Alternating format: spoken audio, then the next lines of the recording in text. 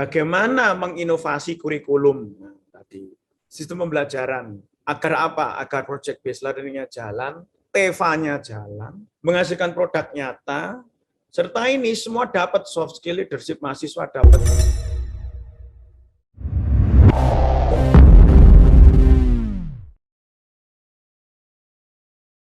Jadi ini materi pembelajaran, kurikulum, materi mata kuliah untuk mencapai pekerjaan dan profesi. Biasanya kita berani mengaku 60% praktek, 40% teori.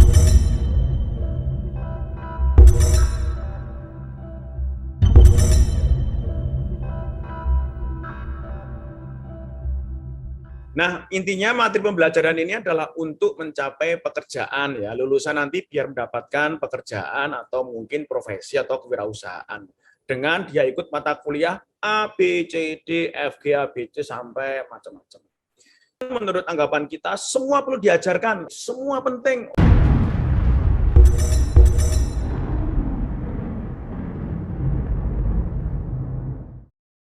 Nah, contohnya ini, contohnya teknik mesin.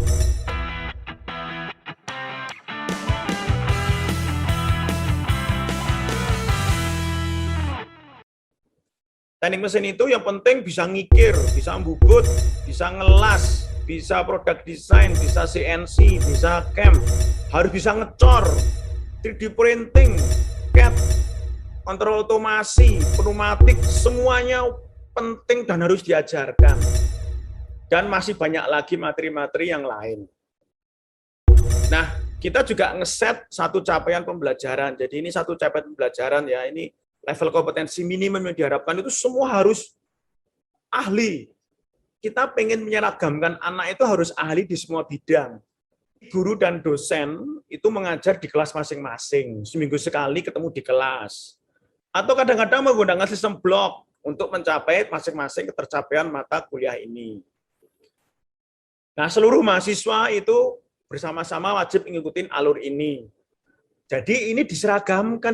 Merdeka belajarnya itu bagaimana? Kan merdeka belajar itu tidak menyeragamkan anak, tetapi anak berkembang sesuai passion, sesuai karakter, sesuai minat bakatnya. Nah, ini menyeragamkan. Semua harus bisa ngelas, semua harus bisa bubut, semua harus bisa CNC. Dan ini targetnya. Jadi harapannya seperti ini. Seluruh siswa itu diharapkan ahli semua bidang, sehingga nanti dapat pekerjaan juga hebat. Tapi kenyataannya ternyata nggak mencapai biru-biru yang tinggi seperti ini. Kenyataannya itu ada yang cuma separuh, ada yang cuma sepertiga. Jadi kenyataannya itu macam-macam. Ada yang seperti ini, anak yang seperti ini, semua nggak maksimal, semua serba nanggung. Dan nah ini dia cara tanya, mostly itu hard skills. Jadi seluruh mata kuliah itu yang dikejar mostly itu hard skills. Semua nggak maksimal, serba nanggung. Padahal di dunia nyata yang dibutuhkan itu ini komunikasi, presentasi, kemampuan memimpin rapat, membuat laporan, berpikir kreatif, problem solving, terbiasa memecahkan masalah nyata, sehingga soft skills, leadership, karakter itu yang dibutuhkan. Ya hard skills juga dibutuhkan. Sehingga nggak sesuai dengan kebutuhan di dunia nyata. Kepuasan industri dan dunia kerja jadi dipertanyakan. Nah sekarang pertanyaan selanjutnya, project based learning sekarang. Project based learning, seperti apa? Project based learning, teaching factory yang menghasilkan produk.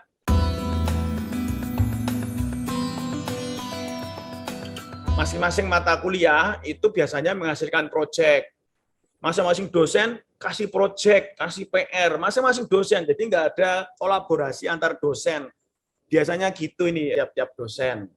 Nah sekarang pertanyaannya, apakah proyek tersebut pesanan konsumen atau industri? Kalau enggak, nah itu namanya bukan project based learning, tapi project-projectan based learning. Mana soft skill, leadership, komunikasi, karakternya nggak kebentuk. Kalau ini proyek betulan, pertanyaan berikutnya, siapa yang mencari proyek?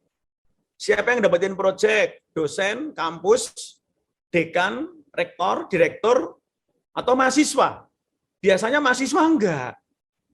Jadi kalau yang dapetin dosen, dapat proyek dari industri, dan mahasiswa hanya sebagai pelaksana atau pekerja, ya itu mungkin sudah semi teaching factory ya.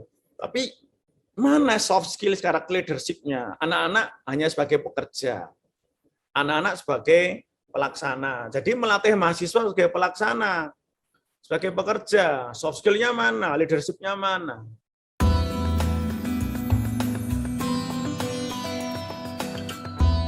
Kenyataannya dunia kerja itu relevan dengan materi pembelajaran yang mana? Mungkin yang ini, dengan product design sama CAD. Karena apa? Karena anak itu lulus bekerja sebagai product designer di industri otomotif. Misalnya ya, ini misalnya. Nah, terus yang lain, manfaatnya terus apa tuh selama ini dipelajari? Mata kuliah yang lain. Apalagi harus mampu ahli tadi di semua bidang, pinter ngikir, pinter membubut.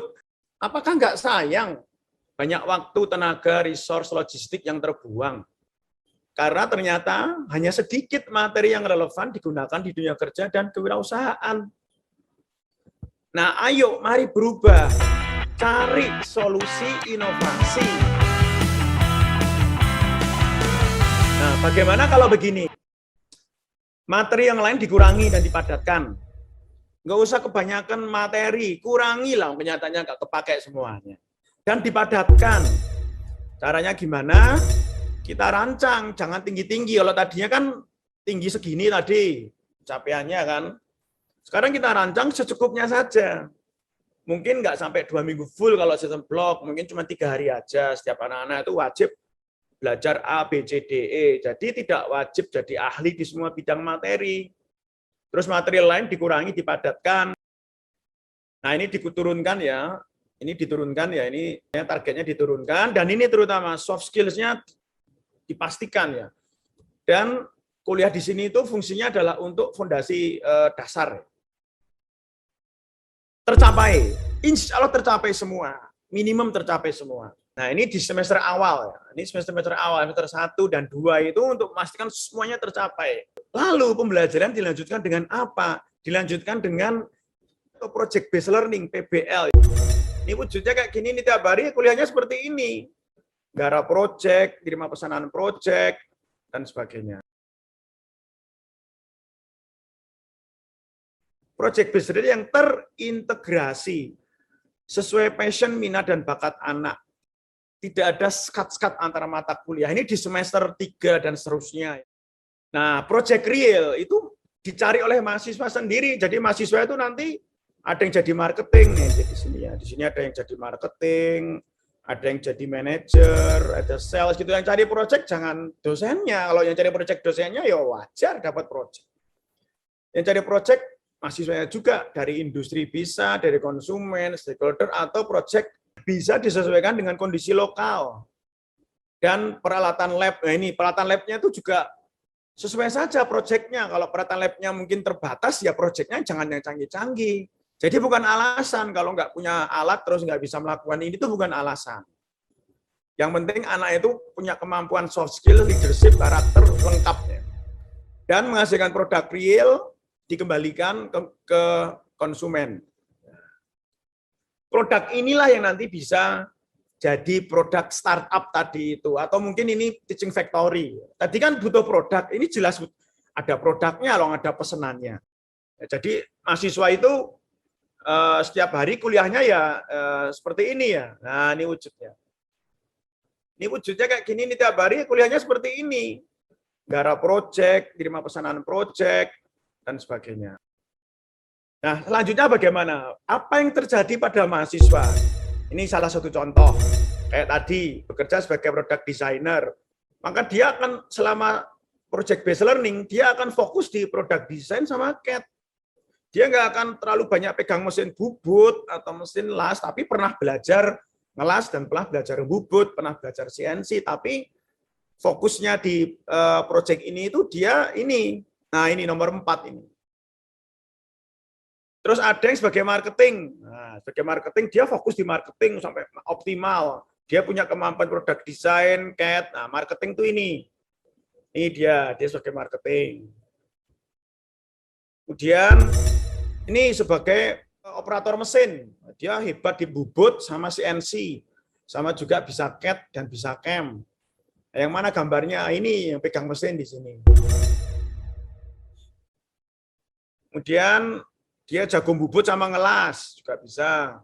Dia lebih passion pada 3D printing sama CAD. Dia sebagai product designer juga bisa. Kontrol otomasi, dia fokus pada kelistrikan, pneumatik, PLC. Atau dia fokus sebagai CEO. Ini CEO-nya.